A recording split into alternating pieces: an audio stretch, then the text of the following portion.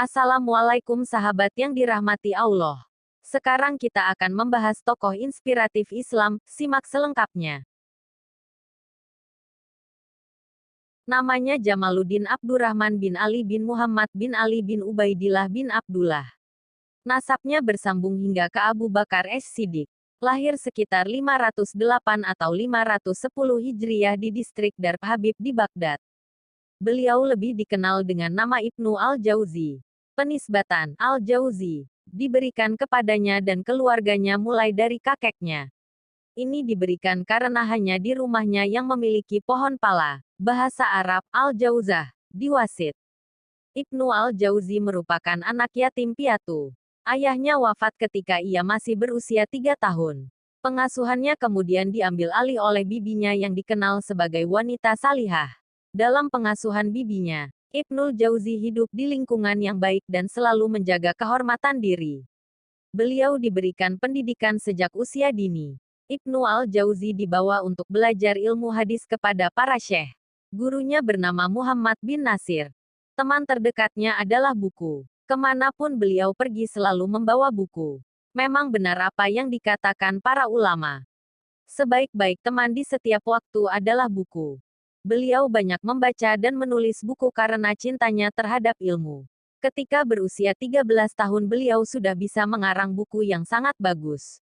Hingga di usia tua beliau pernah berkata kepada cucunya, dengan jariku ini, aku menulis 2000 jilid buku, 100.000 orang bertaubat, dan ada 20.000 orang yang masuk Islam dengan sebab dakwahku. Masya Allah tabarakallah. Sejak kecil beliau selalu memanfaatkan waktu dengan baik. Permainan yang asik menurut beliau adalah bermain bersama buku.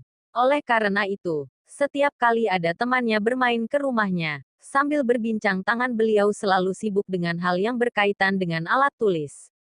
Mungkin beliau sedang meruncingkan pena, memotong kertas, menata lembaran dan lain-lain. Beliau sangat menikmati kebersamaan bersama buku-buku. Ibnu al-Jauzi pernah bercerita saat mencari ilmu di usia kecil. Aku merasakan nikmatnya mencari ilmu, hingga penderitaan di jalan ilmu bagiku lebih manis dari madu karena besarnya harapanku untuk mendapatkan ilmu. Waktu kecil aku membawa bekal roti kering untuk mencari hadis. Saat istirahat di pinggir sungai, aku tidak bisa makan roti itu saking kerasnya. Satu-satunya cara, aku celupkan roti itu ke sungai, baru aku bisa memakannya. Sekali menelan, aku ikuti dengan meminum air sungai. Kesusahan itu tidak terasa, karena yang ada di benakku hanyalah kelezatan saat mendapatkan ilmu. Ibnu al-Jauzi mengungkapkan, aku merasakan nikmatnya menuntut ilmu hingga rintangan berat yang kualami terasa lebih manis dari madu. Ibnu al-Jauzi menjadi ulama yang terkemuka khususnya pada ilmu hadis sehingga ia dijuluki Al-Hafiz. Beliau pernah berguru pada sekitar 87 orang, antara lain Ad-Dainuri, Al-Bari, Al-Mutawakkili, Al-Zagawani, Al-Mawardi, serta Ibnu al-Samarkandi. Beliau seorang ahli dalam bidang tafsir, hadis, sejarah, dan fikih. Kata-katanya sangat kuat dan dalam maknanya. Beliau juga menulis kitab dalam bidang kedokteran sebanyak 2 jilid. Beliau pun orang yang sangat menjaga kesehatan dan kekuatan akalnya. Ibnu al-Jauzi meninggal pada 597 Hijriah menjelang usia 90 tahun dan dimakamkan di pemakaman Babhar.